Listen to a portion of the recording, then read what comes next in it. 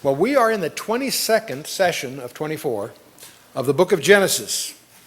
And so we're going to tackle chapters 40 and following. And we've committed 3 sessions. This is the second of 3 sessions on Joseph. We went through the first 11 chapters, which are considered prehistory by many scholars. But from chapter 12 on, we're into the patriarchs, and we could sense a real shifting of gears, so to speak, when we went from chapter 11 to 12. And as we got through Abraham, Isaac, and Jacob, as we get to Joseph, the style isn't that different, and yet it's quite a fantastic narrative that we just introduced last time. And we'll have tonight and next session to finish that, and then the following session we'll wrap up the whole book and review prophetically all the 12 tribes. Jacob does that, and we'll use that as a springboard to talk a little further about the 12 tribes that make up the nation. Last session we talked about Joseph, who had these strange dreams, a pair of them specifically, as a child that offended his brothers and so forth. We also had inserted in the series this bizarre chapter 38 with Judah and his sin with Tamar, and we went behind the text there, looked at some of the encrypted aspects of that, which also involved a review of the book of Ruth, which we sort of inserted. But then Joseph, of course, because of the envy of his brothers and so forth, gets captured and sold to the slave traders and ends up in Egypt. That's where we left off last time. So we are in chapter 40. And Joseph is in Egypt. So let's, and you may recall when he was acquired by Potiphar, who's the chief of the executioners and so forth. His wife tried to get him to have an affair with her, and he refused, and she spread slander about him, which caused him to get thrown into prison. And so that's where we pick up the narrative in chapter 40, verse 1. It came to pass after these things that the butler of the king of Egypt, this is a makeh, he's like a drink giver. He's like the wine steward in a sense. The butler of the king of Egypt and his baker, he was this guy that was the superintendent of the bakery. I'll talk a little bit more about that in a minute. Both of these guys are right at the elbow of the Pharaoh, the king of Egypt. And what typically was involved, by the way, is they were probably also tasters. You may recall when you get to the book of Nehemiah, that Nehemiah was the cupbearer to the king. That wasn't just a menial thing, it was 2 things. He would make sure he tasted everything before the king did. That's a responsibility. But also became very intimate with the king. The king did Nehemiah a lot of key favors. But in any case, this butler and this baker had offended the king. And so they're in trouble. And pending their full investigation, they're thrown into prison. And it's the same prison, of course, where Joseph is. And and this is going to be very pivotal in the career of our friend Joseph.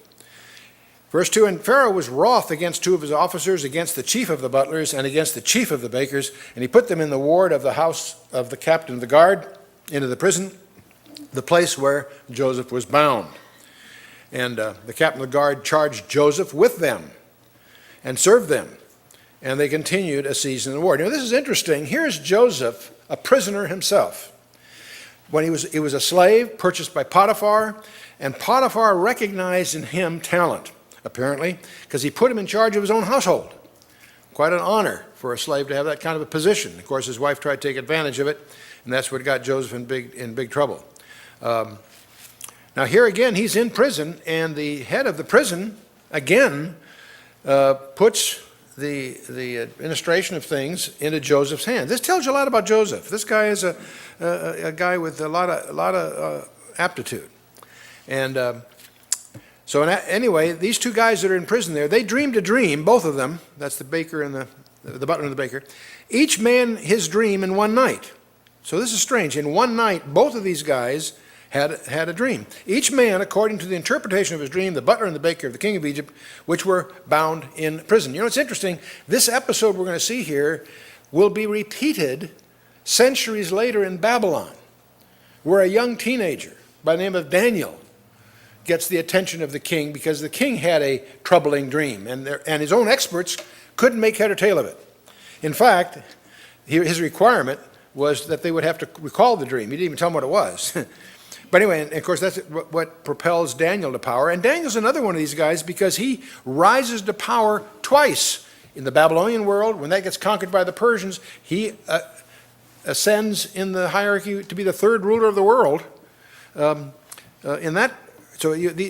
Both Joseph and Daniel seem to be very similar in a certain way.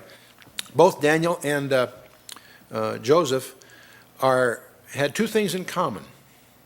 They're both, in effect, what we would call executives. And they're both guys about whom there is no evil spoken of.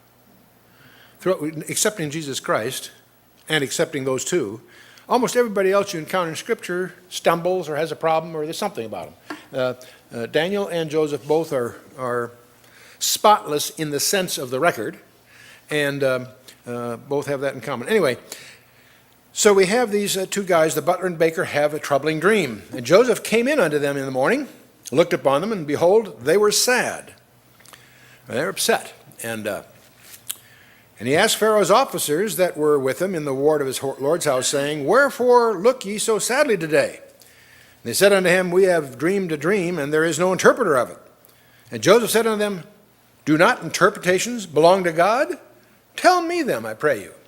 And so it's interesting. Let's try to put ourselves in Joseph's mind. Joseph can remember when he was a kid, he had these dreams and he was able to interpret them and so forth. And again, when he was a kid, there were two dreams. And here again, we are faced with two dreams. And we're going to shortly discover Pharaoh will have later two dreams. So it's kind of interesting. There's a pattern here. And I would imagine the person most sensitive to that pattern would be Joseph himself. But in any case, the chief butler told his dream to Joseph and said to him, In my dream, behold, a vine was before me, and in the vine were 3 branches, and it was as though it budded, and her blossom shot forth, and the clusters thereof brought forth ripe grapes. And Pharaoh's cup was in my hand, and I took the grapes and pressed them into Pharaoh's cup, and I gave the cup into Pharaoh's hand. A pretty straightforward dream, especially for a butler, they would think. But again, 3 branches and so forth. What's going on here? So Joseph said unto him, This is the interpretation of it. The 3 branches are 3 days. Yet within 3 days shall Pharaoh lift up thine head and restore thee unto thy place, and thou shalt deliver Pharaoh's cup into his hand after the former manner when thou wast his butler. And so that's pretty straightforward. It's interesting. Something you could do on your own is take the 3-day thing and trace it through the Bible. It's really remarkable how often that shows up. You remember Abraham took 3 days bringing Isaac to Mount Moriah for the offering of Isaac back in chapter 22 of Genesis. Jonah will spend 3 days in the belly of the great fish. And Jesus, in fact, will make reference to that, focusing on his own 3 days in the tomb.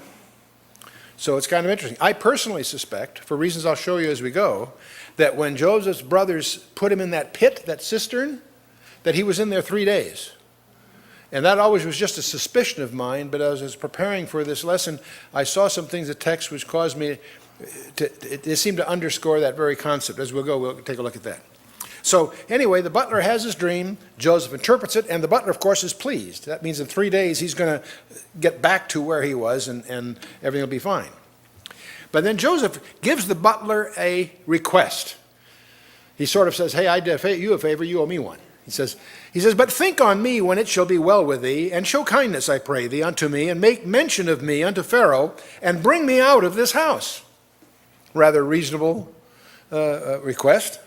He says, For indeed I was stolen away out of the land of the Hebrews, and here also have I done nothing that they should put me into the dungeon. And by the way, I think I mentioned it last time, I have a view, doesn't mean it's correct, that Potiphar didn't believe his wife. The wife accused him of trying to put the make on her. If he had believed her, he would have had him killed. He was the chief of the executioners. But he threw him. He probably had to do something to save face or whatever. But I think, in my mind at least, that he probably recognized. He probably knew his wife for what she was. But let's move on. We got another guy here now.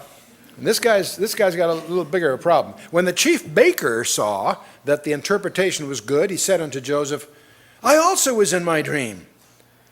And behold, I had 3 white baskets on my head.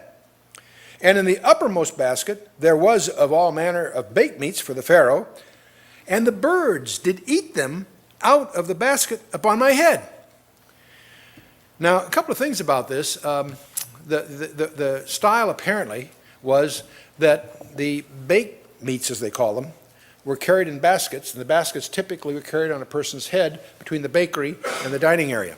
And in crossing these open courts, they were vulnerable to birds of various kinds coming down and helping themselves. So that was a situation. And the risk of these kinds of things were greater in the cities of Egypt because they were held sacred. It was unlawful to destroy them, the birds, that is. So they're a nuisance, you see. And so, in any case, they often swarmed and they were an annoyance. This is the background here. There is one thing I'll show. I won't get into exegetical stuff too much. The translations is not a big deal, but where it says 3 white baskets, the word is kori, which can mean white. It also can mean full of holes. It also can mean full of holes. I'll come back to that in a minute. It can be either one. And when it say, some commentators who catch that say, well, gee, it probably means the baskets had full of holes, like they were wicker baskets. That's one possibility. But if the wine and the bread are prophetic, as I'm going to suggest they are, I'll call your attention to that the matzah is always full of holes. I wouldn't make too much of that. It could be a coincidence. Let's move on. And Joseph answered and said, this is the interpretation thereof. He probably should have said, baker, fasten your seatbelt. Are you ready for this? You really want to know? Okay. This is the interpretation thereof. The 3 baskets, again, are 3 days. And within 3 days shall Pharaoh lift up thy head from off of thee and hang thee on a tree, and the birds shall eat thy flesh from off thee. It's my suspicion that this really wasn't what the baker wanted to hear. Okay. And the language of Joseph here, by the way, describes rather minutely a form of capital punishment that prevailed in Egypt. Namely, the criminal was decapitated, and then his headless body was gibbeted on a tree by the highway until it was gradually devoured by ravenous birds. There are records of that. Pretty grisly, but that was the point. That's the way they made an example, if you will. And so, interestingly enough, that seems to be very consistent with what Joseph is interpreting from this dream. Well, it came to pass on the 3rd day. See, both these guys had a 3-day window, didn't they? It came to pass on the 3rd day, which was Pharaoh's birthday, that he made a feast unto all his servants, and he lifted up the head of the chief butler and of the chief baker among his servants. And he restored the chief butler unto his butlership again, and gave the cup into Pharaoh's hand. And by the way, make a couple of remarks here. On the Rosetta Stone, you may recall, roughly the time of Napoleon, they found a stone near Rosetta, that's why they call it the Rosetta Stone, that has the same story written in 3 different ways. And because it's 3 different languages, it was the key to the hieroglyphics and the rest, because they can interpolate. But and we talk about that in our book on cryptography. But the point is, what's interesting, in the Rosetta Stone, it mentions that the pharaohs had a custom of releasing prisoners on his birthday. So I just remember that. I thought that would be useful, because that is consistent with our narrative here. So he takes the butler and restores him to his office, which obviously he was well pleased. But he hanged the chief baker, as Joseph had interpreted them. Now watch out for that word hanged, because that's often misunderstood. You and I think of someone hanging in the fashion of the Old West, a noose around a tree and whatever. We find that in the book of Esther with Haman and the gallows, remember? And it turns out, especially in the case of Haman, because that was a Persian setting, He wasn't hung with a rope, he was crucified. He was nailed to a tree, okay? And here too, when it says hanged, he's hung on a tree after probably being decapitated like the dream described, or like Joseph described. So watch out for that word hanged, because especially in the Esther account, you can see from the translator's presumptions that that's what they visualized, yet when you get into the actual language and the background, you realize it's a little different, but also it turns out, especially in the Haman thing, anticipatory of the cross, and you can study that in our Esther commentary. But let's go here. So he hanged the chief baker, and Joseph interpreted him. Now you can imagine the chief butler, he's restored to office. 3 days ago, Joseph told him that was what was going to happen. You think he'd be pleased as can be. But you know, there's something very strange about good news. We take it for granted. It isn't very long, and we sort of feel we deserved it. Don't ever underestimate the human being's capacity to rationalize whatever. So remember, Joseph said, hey, just do me a favor, remember me. Do you think the chief butler did? Not for 13 years. Can you imagine? Approximately, at least that's the inference we draw. And yet did not the chief butler, did not remember Joseph, but he forgot him. And therein lies the close of this chapter. I want to highlight a couple things. When you go through the Bible, one thing I want to sensitize you to, be sensitive to the fact that we're dealing with 66 books, penned by 40 different guys over thousands of years, that are an integrated message. Watch for proofs of that. You'll discover not just the content in the primary sense, but even the subtleties are all interconnected. You'll recognize that it is the real source is a single author, and that author is outside time altogether. You remember when we were in Genesis 14, remember Melchizedek? When Abraham comes to him after the victory over the 9 kings and all that, Melchizedek administers to Abraham. What things? Bread and wine. Bread and wine. And here we have in Genesis 40, again, a baker and a wine steward. And of course, at the Last Supper, we have the bread and the wine. And of course, because of that, of course, we have communion, as Paul emphasizes in 1 Corinthians 11 and so on. So, interesting to see that thread all the way through. It's interesting to remember that Jesus in his resurrection body, after his resurrection, is always eating. I love that. And also recognize that he's finishing that meal. The last cup he didn't finish, he's going to drink that with us if you watch it through. Let's get to the next chapter, chapter 41. Now we're going to move now. You tend, when you read the Bible, to assume 41 follows chapter 40, of course. Yes, but there's an interval in here that you may be oblivious to, of more than 10 years, probably about 12 or 13. It came to pass at the end of 2 full years, the Pharaoh dreamed. Now that's 2 full years since the baker thing, but not 2. In other words, we know from what later on we look back that Joseph was in there for quite a while.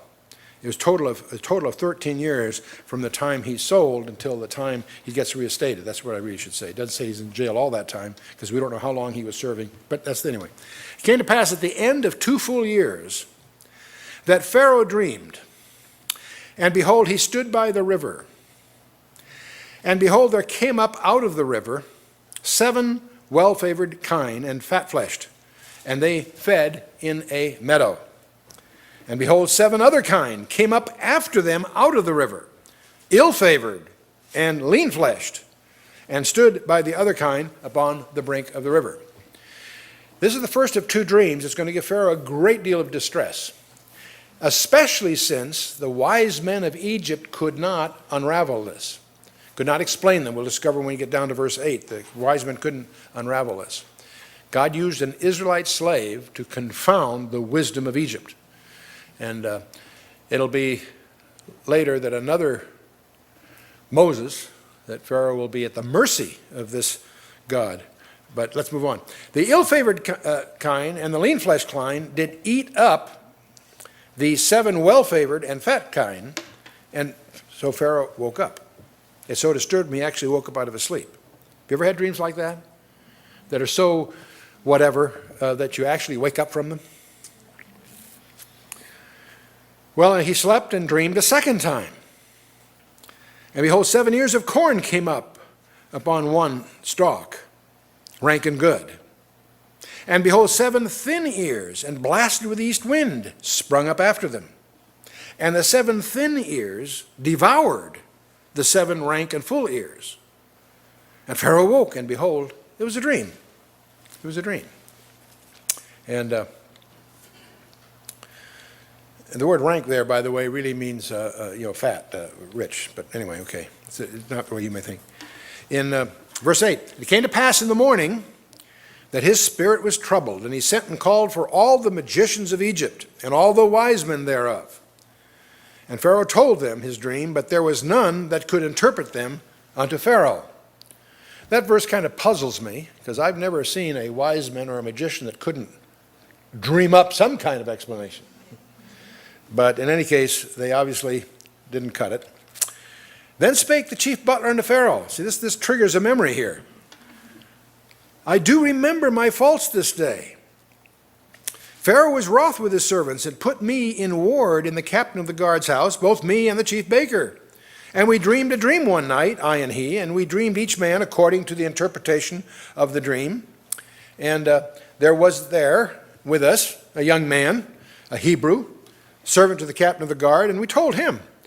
And he interpreted to us our dreams, to each man according to his dream he did interpret. And it came to pass, as he interpreted to us, so it was. Me he restored unto mine office, and him he hanged. The Pharaoh sent and called Joseph. They brought him hastily out of the dungeon, and he shaved himself and changed his raiment and came in unto Pharaoh. That was the custom, by the way. We know from other records that part of the Egyptian thing was to be totally shaven and cleaned up, and of course changing the raiment and so forth. He came in unto Pharaoh. And Pharaoh said unto Joseph, I have dreamed a dream, and there is none that can interpret it. And I have heard say of thee that thou canst understand a dream to interpret it. And Joseph answered Pharaoh, saying, It is not in me. God shall give Pharaoh an answer of peace. You know, that's a neat line. That's exactly what Daniel did to his supervisor in Babylon. There's a real parallel between this narrative and Daniel chapter 2, when this young teenager who has been a hostage, in effect, for Nebuchadnezzar, tells his boss, the word's gone out to kill all the guys in his job description. Say, wait, I can't do it either, but our God can, and so forth. And that's exactly the way he grandstands it to Nebuchadnezzar. I can't do this, God did, but here's the answer, and so forth. Anyway, and Pharaoh said unto Joseph, In my dream, behold, I stood upon the bank of the river. Now, by the way, in this case, there's a difference, because Pharaoh tells him what the dream was. Daniel didn't have that advantage. God told him what the dream was. That's what so impressed Nebuchadnezzar.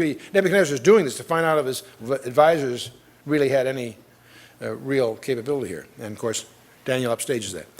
Getting back here. And behold, there came up out of the river 7 kine, fat-fleshed and well-favored, and they fed in a meadow. And behold, 7 other kine came up after them, poor and very ill-favored, and lean-fleshed, such as I never saw in all the land of Egypt for badness. And the lean and the ill-favored kine did eat up the first 7 fat kine. And when they had eaten them up, it could not be known that they had eaten them, but they were still ill-favored, as at the beginning. So I awoke. And this is it's too bad I didn't get some snapshots of Egypt, because in the shallow rivers, that's often where you see the cattle or coming out of the waist-deep water or whatever. Anyway, I saw in my dream, and behold, 7 ears came up in one stalk, full and good. And behold, 7 ears, withered, thin, and blasted with the east wind, sprang up after them. And the thin ears devoured the 7 good ears, and I told this unto the magicians, but there was none that could declare it to me. And Joseph said unto Pharaoh, The dream of Pharaoh is one. God hath showed Pharaoh what he is about to do. And it's interesting how Joseph continually underscores, puts up front, that this is God's show, not his. That tells you a lot about Joseph. Even though he has been abused, he obviously, as he's had many, many hours to ponder, why am I here? My father's sons have sold me into slavery. I find myself in this strange land as a slave, and there, through no fault of my own, by trying to be faithful, I'm in prison. You can imagine this kid is probably having a tough time keeping things in perspective, and yet he does. There's never any evidence that he has any impatience. He just trusts God that somehow this is all in God's, he figures he's in God's hands, it's God's problem. Boy, if we could have that same attitude. God hath showed Pharaoh what he is about to do, he says, verse 25. The 7 good kine are 7 years, and the 7 good ears are 7 years. The dream is 1. In my English, I think I'd say the dreams, plural, are 1, but all right. Anyway, and the 7 thin and ill-favored kine that came up after them are 7 years, and the 7 empty ears, blasted with the east wind, shall be 7 years of famine. This is the thing which I have spoken unto Pharaoh. What God is about to do, he showeth unto Pharaoh. Behold, there come 7 years of great plenty throughout all the land of Egypt. And there shall arise after them 7 years of famine. And all the plenty shall be forgotten in the land of Egypt. And the famine shall consume the land. And the plenty shall not be known in the land by reason of that famine following, for it shall be very grievous. By the way, the Hebrew actually says heavy. And so what our young people, I say, this is a heavy dude, it's a heavy deal.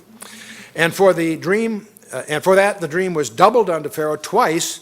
It is because the thing is established by God, and God will shortly bring it to pass. You know, I think that's interesting because there's these 2 versions here. It seemed in Joseph's mind that underscored its authenticity having come from God, and that it would be carried out soon. And there must have been several things on Joseph's mind. There were 2 dreams when he was a kid. There's been 2 imprisonments. He was in the cistern and now here. And there's been 2 dreamers in prison. They each had a dream, and now Pharaoh has 2 dreams. The duplex pattern all the way through, I'm sure, must have been something that Joseph was conscious of. And for that the dream was doubled unto Pharaoh twice. It is because the thing is established by God, and God will shortly bring it to pass. And now therefore, get this kid. He's telling the ruler of the world what to do. I love this, you know. Now therefore, let Pharaoh look out a man discreet and wise, and set him over the land of Egypt. Let Pharaoh do this, and let him appoint officers over the land, and take up the 5th part of the land of Egypt in the 7 good years, plenteous years. And let them gather all the food of those good years that come, and lay up corn unto the hand of Pharaoh, and let them keep food in the cities. So one of the lessons here, though, that Joseph is espousing is that wise planning ahead is a basic principle of practical living. For Egypt, of course, it's obvious there. It's also obvious, maybe less well attended to in our own lives. And Joseph continues, and that food shall be for store to the land against the 7 years of famine, which shall be in the land of Egypt, that the land perish not through the famine. And the thing was good in the eyes of Pharaoh and in the eyes of all his servants. And Pharaoh said unto his servants, can we find such a one as this is, a man in whom the Spirit of God is? Well, obviously you see what's coming. Pharaoh said unto Joseph, forasmuch as God hath showed thee all this, there is none so discreet and wise as thou art. Thou shalt be over my house, and according unto thy word shall all my people be ruled. Only in the throne will I be greater than thou. Wow. This is where, again, there's a parallel between him and Daniel. Daniel was pretty much in the same boat twice, the Babylonian Empire, and equivalent to that also in the Persian Empire, for much the same reason. Joseph had been faithful in the little things, so God is now giving him an opportunity to become ruler over all the land of Egypt, which it was the dominant empire on the planet Earth at that time. And Pharaoh said unto Joseph, see, I have set thee over all the land of Egypt. And Pharaoh took off his ring from his hand, and put it upon Joseph's hand, his signet. And he arrayed him in vestures of fine linen. And he put a gold chain about his neck. And he made him ride, to ride in the 2nd chariot which he had.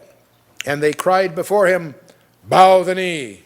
And he made him ruler over all the land of Egypt. Bow the knee is the way the King James translators translated it. It's abrecht, which is an Egyptian term. It doesn't really refer to prostration. According to some authors, it really meant father, and to others, native prince. And what they believe it really was intended to convey is naturalizing him as a Hebrew among the Egyptians.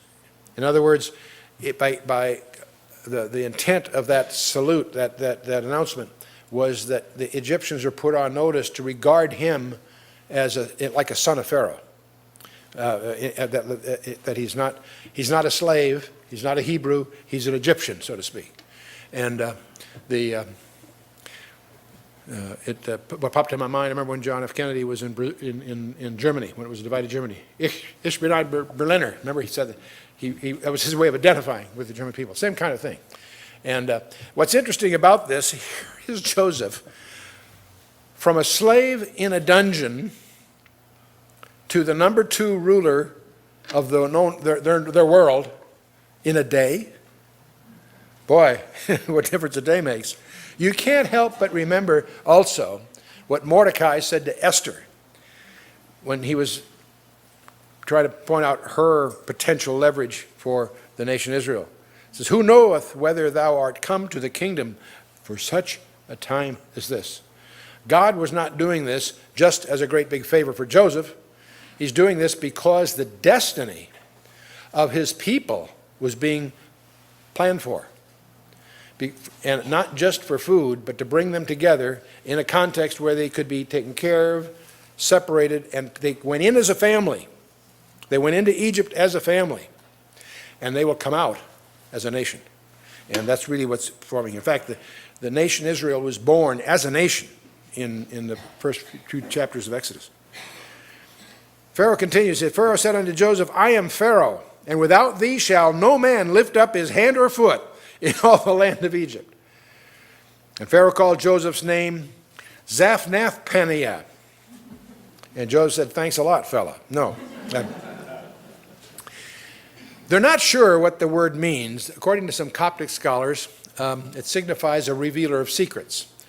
And another version of the same kind of thing says it's a man to whom secrets are revealed. Those are conjectures by people who have familiarity with the linguistic background. But again, they're just conjectures. There's not agreement on this. But also as a token of his new status, it says that he gave him to wife Asenath, the daughter of Potiphar, priest of On. And Joseph went out over all the land of Egypt. So the priestly family was in a place called On, and a city which was the center of the sun worship, in about 7 miles north of Cairo, and also known as Heliopolis, by the way. And they will, the Israelites will domicile in a land called Goshen, which is the eastern part of the Nile Delta. It's the choicest piece of ground in Egypt. Joseph was 30 years old when he stood before Pharaoh, the king of Egypt. Now remember, he was 17 when they sold him into slavery. That's where I got the 13. I didn't mean to imply that it was all in prison, but the point is that's a long time to be, in the penalty box of whatever kind. Joseph was 30 years old when he stood before Pharaoh, king of Egypt, and Joseph went out from the presence of Pharaoh and went throughout all the land of Egypt, and that was substantial. And in the 7 plenteous years, the earth brought forth by the handfuls. And he gathered up all the food of the 7 years, which were in the land of Egypt, and laid up the food in the cities, the food of the field, which was round about every city, laid he up in the same. And Joseph gathered corn as the sand of the sea, very much, until he left numbering, for it was without number. This allusion is also in the Psalms, Psalm 105. In Psalm 105, starting about verse 16 through about verse 22, it reads as follows. In the Psalm, moreover, speaking of God, he called for a famine upon the land. He brake the whole staff of bread. He sent a man before them, even Joseph, who was sold for a servant, whose feet they hurt with fetters. He was laid in iron.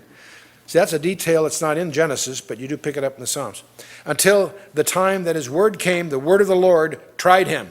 And the king sent and loosed him, even the ruler of the people, and let him go free. He made him lord of his house and ruler over all his substance, to bind his princes at his pleasure and teach his senators wisdom. So this Hebrew slave is even teaching the learned of Egypt. So this kid has done well. So let's pick him up again in chapter 41 at verse 50. And unto Joseph were born 2 sons, before the years of famine came, which Asenath, the daughter of Potiphar, the priest of On, bare unto him. And Joseph called the name of the firstborn Manasseh, for God said, He hath made me forget all my toil and all my father's house. And the Manasseh implies forgetfulness, if you will. The name of the second he called Ephraim, for God hath caused me to be fruitful in the land of my affliction. And Ephraim implies fruitfulness. And so these are the two sons. Now they're going to be very, very important for a very surprising reason. When Jacob ultimately sees them, meets with them, Jacob will adopt them as his own. That's why you have tribes called Manasseh and Ephraim. They're both together, they can be called the tribe of Joseph. And the only place I can think of offhand where that is done is the book of Revelation. It deals with a pair. In fact, there it even deals with them together. It mentions Manasseh and then the tribe of Joseph. In other words, what's left, which would be Ephraim. So there's some reasons it does it that way. But anyway, the net of it is that these two sons then, because Joseph will accede to the role of the firstborn, in a sense. Because Reuben blew it by that concubine business. We'll go through all this when the time comes. But so the firstborn gets a double portion. So the way Joseph gets the benefit as if he was the firstborn, and he was the firstborn of Rachel in that sense, right? But he gets a double portion for his two sons, in effect. Are we together? Okay. And the 7 years of plenteousness that was in the land of Egypt were ended. The 7 years of dearth began to come, according as Joseph had said. And the dearth was in all lands, but in all the land of Egypt there was bread. This famine was very widespread. That was part of its role, because we're going to discover the people back in Hebron are starving. And that's what's going to drive the brothers. But God had some things to do with those brothers before they were ready for what was coming. They had to be tested. They had to be tried in some very interesting ways. And we'll see how Joseph does this. When all the land of Egypt was famished, and the people cried to Pharaoh for bread, and Pharaoh said unto all the Egyptians, Go unto Joseph, and what he saith to you, do. See, Joseph had stockpiled all this stuff. He didn't give it out. He sold it to them to Pharaoh's account. And that's the way Pharaoh ends up owning Egypt. Okay, that's another side light to this whole thing that doesn't come up quite so clearly. And the famine was over all the face of the earth, and Joseph opened all the storehouses and sold unto the Egyptians, and the famine waxed sore in the land of Egypt. And all countries came into Egypt to Joseph for to buy corn, because that the famine was so sore in all lands. So this really makes it for Egypt, of course. And that ends that chapter. Chapter 42. We're now going to see the brothers' first visit in a general category called the move to Egypt. Chapter 42. Now when Jacob, we're back in Hebron now, when Jacob saw that there was corn in Egypt, Jacob said unto his sons, Why do ye look one upon another? He said, Behold, I have heard that there is corn in Egypt. Get you down thither, and buy from us from thence, that we may live and not die. And Joseph's 10 brethren went down to buy corn in Egypt. Boy, you can just see this coming, can't you? This is one of the most interesting dramas you can structure here. But Benjamin, Joseph's brother, understand these, they're all brothers, but the others are half-brothers. Benjamin is his full brother. All the rest of these guys are obviously the ones that sold him into slavery in the first place. But Benjamin, Joseph's brother, Jacob sent not with his brethren, for he said, Lest peradventure mischief befall him. You know, this interests me. The fact that Jacob refuses to let the young one go gives you the clue that he probably had his sons figured out. He knew these guys were rascals. He couldn't prove it, but he didn't trust them. He didn't trust them. And so Joseph's fate had not come to light yet, of course, but the brothers' characteristics were certainly known to their father. And he was afraid that harm might fall upon Benjamin too. And the sons of Israel came to buy corn among those that came, for the famine was in the land of Canaan.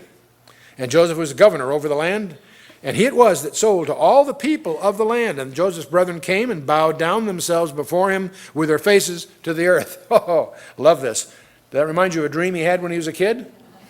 See, it's all becoming fulfilled. Joseph saw his brethren, and he knew them. See, he knew them, obviously. But when you put it all together, they had no way of knowing him because, there have been 13 years gone by. Furthermore, he looks different. He's an Egyptian, array and so forth, and so forth. And furthermore, he made himself strange to them deliberately. He said unto them, Whence come ye? He doesn't say this directly. He does it through an interpreter, of course. He's speaking Egyptian. They're speaking Hebrew. But whence come ye? He said, From the land of Canaan to buy food. And Joseph knew his brethren, but they knew not him. And boy, that sets the stage for some fun here. Joseph remembered the dreams which he dreamed of them, and he said unto them, Ye are spies, to see the nakedness of the land ye are come. Now, he's accusing them of a spy. Their vulnerable border was that way. And so this was a very natural thing for him to be suspicious of. It's not contrived. But he's obviously doing this for his own purposes. And Joseph, you need to realize where Joseph is coming from. He understands there's a fulfillment of prophecy. He also understands that the family is destined to come down there under his rulership. But he has some things that have to be done, and he's going to go at it in a very, very interesting way. So he's accusing him of being spies. And they said unto him, Nay, my lord, but to buy food are thy servants come. We are all one man's son. We are true men. Thy servants are no spies. And he said unto them, Nay, but to see the nakedness of the land ye are come. And they said, Thy servants are 12 brethren, the sons of one man in the land of Canaan. And behold, the youngest is this day with our father, and one is not. Meaning one has died, in fact. And later on, Jacob's going to scold him. Why'd you tell me you had a younger brother? He's going to catch it for that. But the Egyptians have a fear of what they consider the Asiatic peoples coming from the east. And so this would be these spy. They could be there to see out where are the weak defenses and so forth. And so to give information to the would-be invaders and so forth. That's the thing behind it. And so Joseph said unto them, That is it that I spake unto you, saying, Ye are spies. Hereby ye shall be proved. By the life of Pharaoh ye shall not go forth hence, except your youngest brother come here. Now why is he saying that? Well, partly to test them, because he's got an errand to do for the Lord here, testing them. But also he'd like to have his true brother down here, see? Send one of you and let him fetch your brother, and ye shall be kept in prison, that your words may be proved, whether there be any truth in you, or else by the life of Pharaoh surely ye are spies. So he's going to put them all in the belief that they're going to be in prison. I want you to notice how long do you think they'll be in prison? Take a look at this. And he put them all together into a ward 3 days. See, I think in his own mind, he's doing a parallel. They put him in a cistern for 3 days. So now he's turned the tables on them. They're in prison for 3 days. But then the third day he changes the program here. Joseph said unto them on the third day, This do and live, for I fear God. If ye be true men, let one of your brethren be bound in the house of your prison. Go ye, carry corn for the famine of your houses. But bring your youngest brother unto me, so shall your words be verified, and ye shall not die. And they did so. In other words, the idea is, okay, I won't send one. I'll keep one and let all you guys go. That's his change of, that's his form of leniency here. But they got a problem, of course. They said one to another. Now notice, they're talking to themselves. They don't realize he can understand them. But they said one to another, We are verily guilty concerning our brother, in that we saw the anguish of his soul when he besought us, and we would not hear. Therefore is this distress come upon us. They don't recognize that it's Joseph doing this, but they recognize the parallel. They assume that God is giving them their just due for the way they treated their brother. You follow me? They're analyzing this here. And then Reuben. Now he's the guy that was trying to get mercy, remember? Reuben answered them saying, Spake I not unto you, saying, Do not sin against the child, and ye would not hear? Therefore, behold, also his blood is required. They knew not that Joseph understood them, for he spake unto them by an interpreter. See, they assumed he was Egyptian and couldn't understand Hebrew. And so at this point, Joseph can't handle it either. He turned himself about from them and wept. In other words, turned about, not just turned around, he went into a separate chamber where he could, be private. Then he returned to them again and communed with them and took from them Simeon and bound him before their eyes. Now, Simeon was required to remain in prison. He was Jacob's second son, And tradition holds that he was the most cruel of all the brothers. That's the impression you get from at least the scholars. But anyway, he took Simeon, bound him before their eyes. Then Joseph commanded to fill their sacks with corn, and to now this is what they didn't know, and to restore every man's money into his sack. The money that they purchased all this stuff. But Joseph has their purchase price, the cash, put back in their sacks without their knowledge. And to give them provision for the way, and this he did unto them. So this is called entrapment. Okay? And they laded their asses with the corn and departed thence. And as one of them opened his sack to give his ass provender, and see, in the inn, they're en route now. They're staying overnight someplace. He's going to feed one of his donkeys, and he said, he espied his money, and behold, it was in his sack's mouth. And he said to his brethren, my money is restored. Look, it is even in my sack. And their heart failed them, and they were afraid, saying one to another, what is this that God has done to us? See, this is not a blessing. They realize that they are in trouble. This is, it's sort of like these stories you see where one of these robbers rob a small bank only to discover it's a mafia drop. Now they're the feds we can handle, but not those guys. That kind of thing. Well, so they realize they are somehow they don't understand how it happened, but they recognize they're in big soup. So anyway, they come home. They came to Jacob their father unto the land of Canaan and told him all that befell unto them, saying, the man who is the Lord of the land spake roughly to us, and took us for spies of the country. And we said unto him, we are true men, and we are no spies. We be 12 brethren, sons of our father. One is not, and the youngest is this day with our father, the land of Canaan. And the man, the Lord of the country, said unto us, hereby shall I know that ye are true men. Leave one of your brethren here with me, and take food to the famine of your households, and be gone. And bring your youngest brother unto me, then shall I know that ye are no spies, but that ye are true men. So will I deliver you, your brother, and ye shall traffic in the land. So that's their, It came to pass as they emptied their sacks, and behold, every man's bundle of money was in a sack. And when both they and their father saw the bundles of money, they were afraid. This is not a blessing, it's a problem for them. And Jacob their father said unto them, me have ye bereaved of my children. Joseph is not, and Simeon is not, and ye will take Benjamin away? All these things are against me. Which in two words, Jacob's saying, no way. I've lost Joseph. Apparently, for all practical purposes, I've lost Simeon, and I'm not going to let you take Benjamin. So Jacob is not going to go along with this thing, which gives them a huge problem because the food's going to run out, obviously. Reuben spoke unto his father, saying, slay my 2 sons if I bring him not to thee. Deliver him into my hand, and I will bring him to thee again. That's his deal. Reuben offers a pretty good deal here.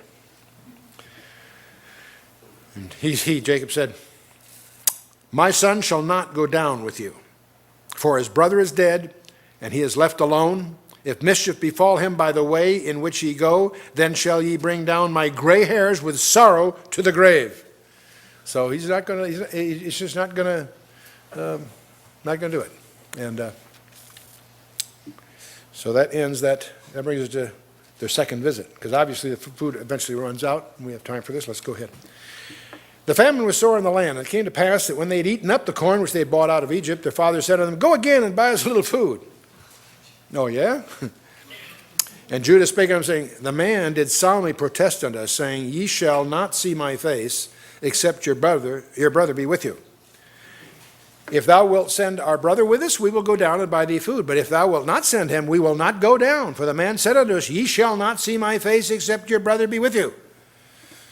And Israel, or Jacob, said, wherefore dealt ye so ill with me as to tell the man whether ye had yet a brother? Jacob, he's scolding them. If they hadn't mentioned the younger brother, he wouldn't be in the soup. What he's trying to do is avoid the decision only he can make.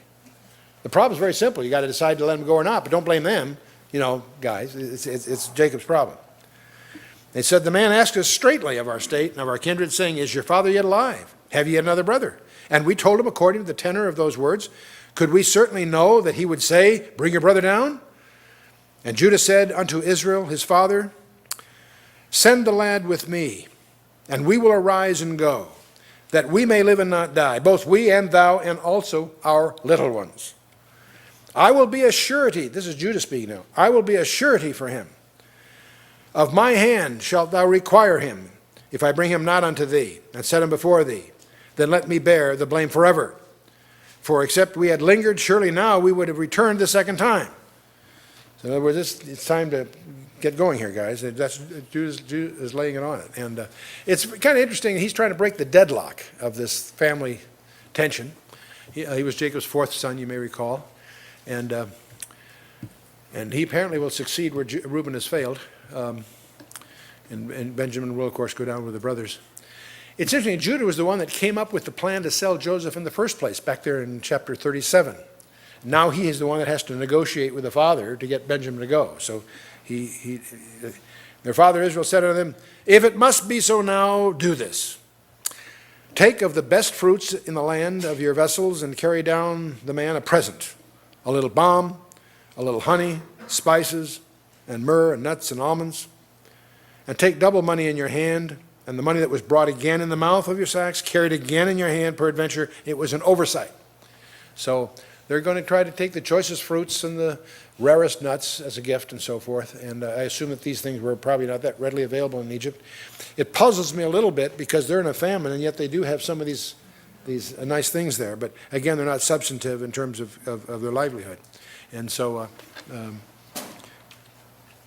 take also your brother and arise and go again to the man, and God Almighty, El Shaddai, if you will, give you mercy before the man, that he may send away your other brother and Benjamin. If I be bereaved of my children, I am bereaved. You can always hear the Jewish shrug there, can't you? And the men took that present, and they took the double money in their hand, and Benjamin, and he rose up, went down to Egypt, and stood before Joseph. It's interesting that Jacob prays to God Almighty, El Shaddai. That's the God that will provide all our needs. That's really what that word emphasizes, that particular label. And when Joseph saw Benjamin with them, he said to the ruler of his house, bring these men home and slay and make ready, meaning, prepare a roast and so on, and make ready, for these men shall dine with me at noon. And the man did as Joseph bade, and the man brought the men into Joseph's house. That's got to make them uncomfortable. They wonder what's going on here. Yeah, and the men were afraid because they were brought into Joseph's house. They said, because of the money that was returned in our sacks at the first time when we were brought in, that he may seek occasion against us and fall upon us and take us for bondmen and our asses. So they're frightened. They think they're going to be captured. And they came near to the steward of Joseph's house, and they communed with him at the door of the house, and said, O sir, we came indeed down at the first time to buy food, and it came to pass when we came to the inn that we opened our sacks, and behold, every man's money was in the mouth of the sack, our money in full weight, and we have brought it again in our hand. He's trying to lay this right out front, see? The other money we have brought down in our hands to buy food. We cannot tell who put our money in our sacks. Now notice what the steward tells them. And he said, peace be unto you, and fear not.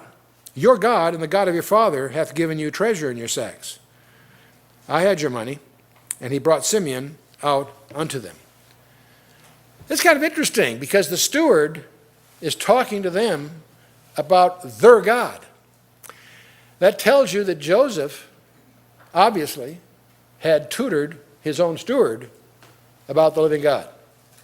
You miss that unless you stop and think about it. The steward is putting these guys at ease, but he's doing so in terms that implies he has understanding who the God of Jacob is.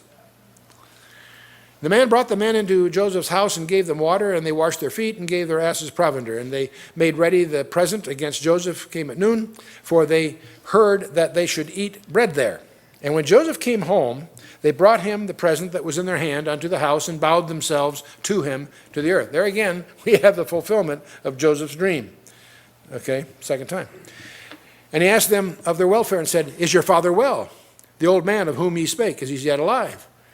And they answered, thy servant our father is in good health, he is yet alive. And they bowed down their heads and made obeisance. And he lifted up his eyes and saw his brother Benjamin, his mother's son. So bear in mind, see, he's the full brother of Joseph, of whom he spake. He says, is this your younger brother of whom ye spake unto me? And he said, God be gracious unto thee, my son. Joseph made haste, for his bowels did yearn for his brother. No, his guts are churning on this one. And he sought where to weep, and he entered into his chamber and wept there. Joseph couldn't handle it. He had to slip away to handle this. The emotions are running high here. They're just beginning. He washed his face went out and refrained himself and said, set on bread. Now, notice what he has arranged here. They set on for him by himself, and for them by themselves, and for the Egyptians which did eat with them by themselves.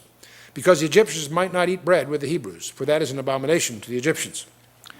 And they sat before him. Now get this, they're seated at this banquet table, their special own table. They sat before him, the firstborn according to his birthright, the youngest according to his youth. The men marveled one another. You'd think they would get a clue here. How on earth would this stranger know them well enough to put them in the proper family order? You know, I don't know if they had place cards, how they were, but anyway. And furthermore, it gets even worse. Next verse. And he took and sent messes unto them from before him. But Benjamin's mess was 5 times as much as any of theirs. And they drank, and they were merry with him. And the word merry really means drank largely. But in any case, so you'd think they'd get a clue, but they haven't got a clue. It's going to be fun. Chapter 44. Joseph's got to do some testing. These were the guys that sold him to slavery. He's got to find out where they're really at.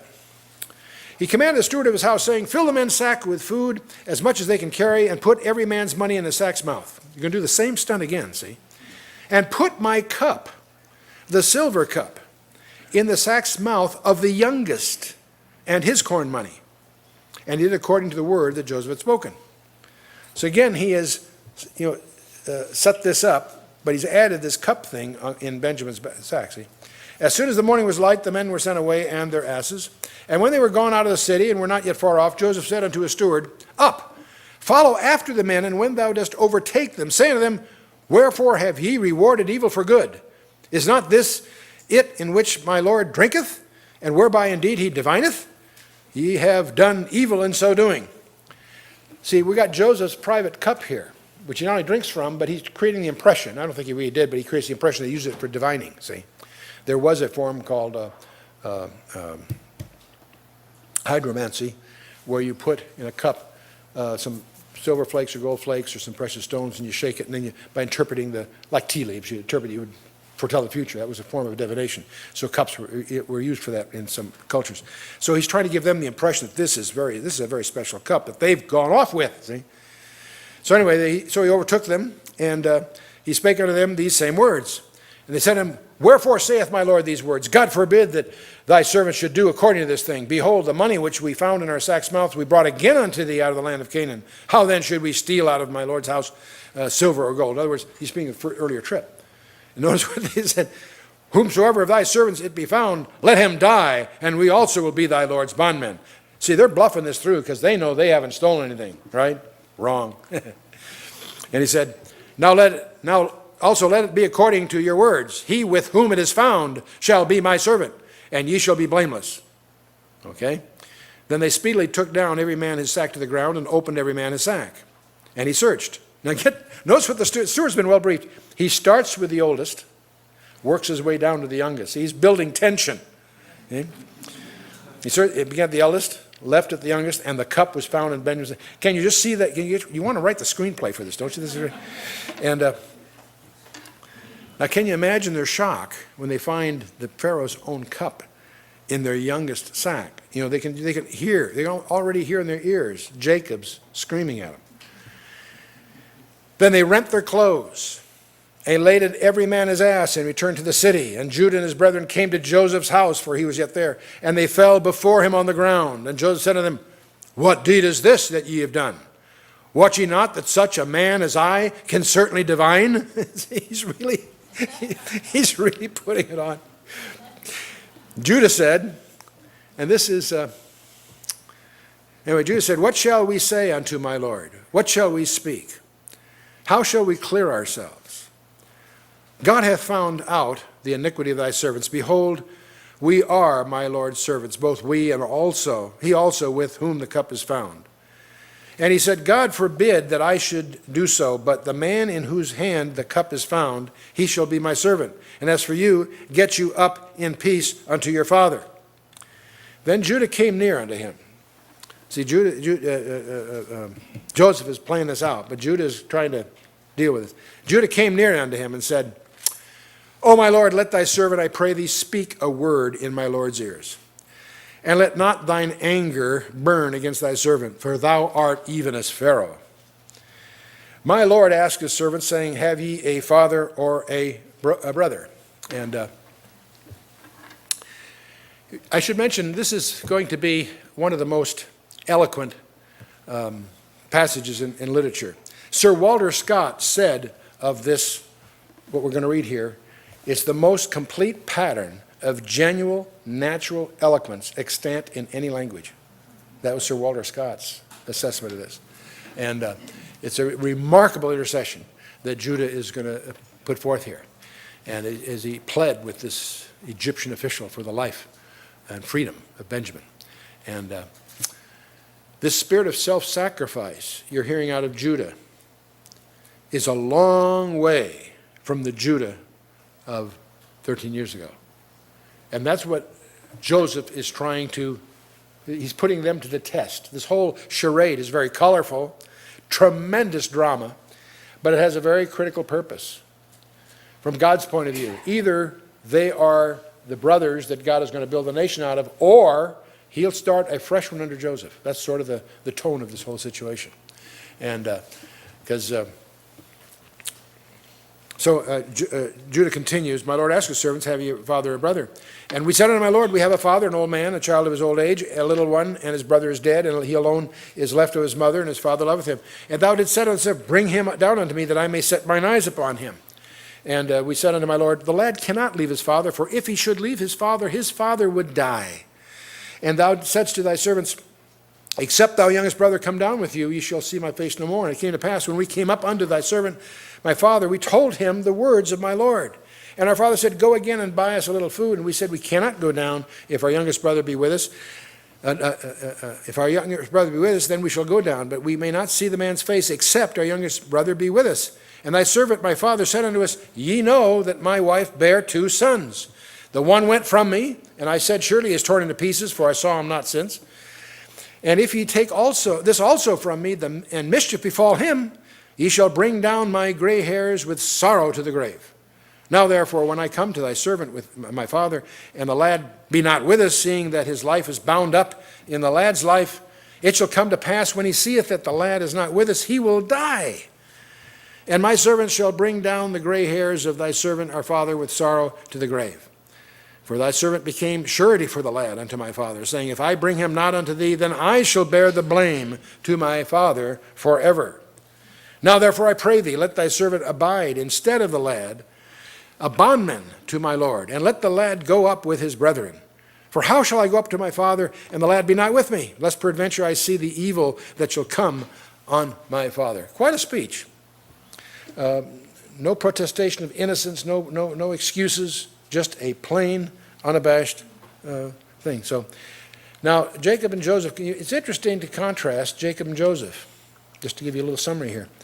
Both narratives begin with the father being deceived and the brothers being treacherous. Both Jacob and Joseph, okay?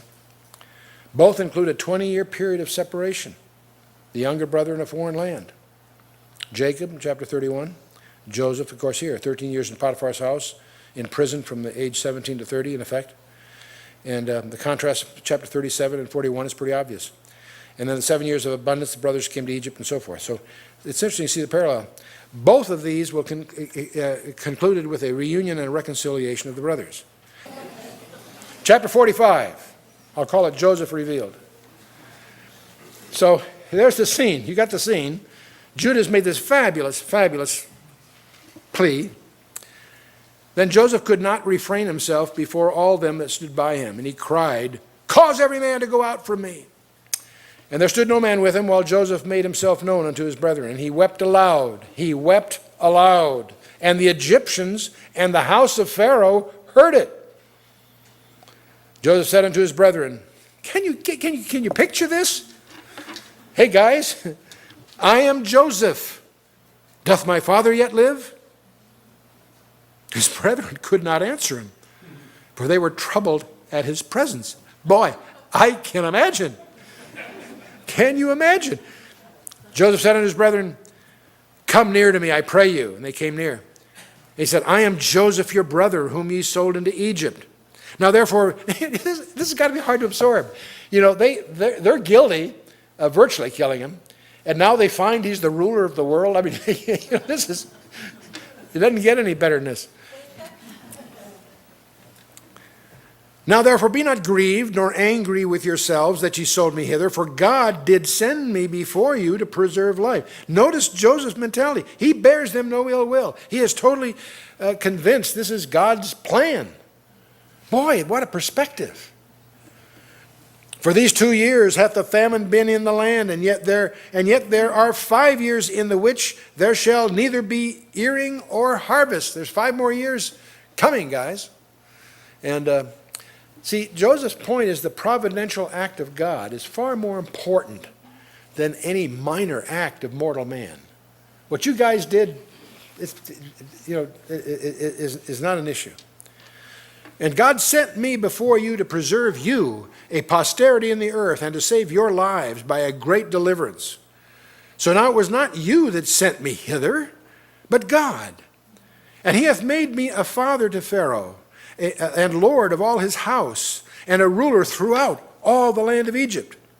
Haste ye, and go up to my father, and say unto him, Thus saith thy son Joseph, God hath made me lord of all Egypt. Come down unto me, and tarry not. And thou shalt dwell in the land of Goshen. Thou shalt be near unto me, thou and thy children, and thy children's children, and thy flocks, and thy herds, and all that thou hast. And there will I nourish thee, for yet there are 5 years of famine, lest thou and thy household and all that thou hast come to poverty. Now here's a map of Egypt, to give you a rough feeling of it. I've put Cairo on the map just for a frame of reference. Obviously, the capital of Lower Egypt is Memphis, which is roughly just a little south of Cairo, where Cairo is today. The northern Upper Egypt is Thebes.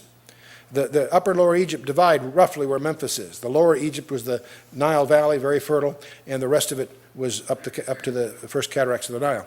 And to give you another, the land, if you look at the Nile Delta, the northern part up there, is the most fertile region you can imagine. The best part of it is the eastern part of that, and that's Goshen, and that's where they stand. It was called, the district of Ramesses by the time you get to Exodus 1, but in any case, that's where it is, the land of Goshen.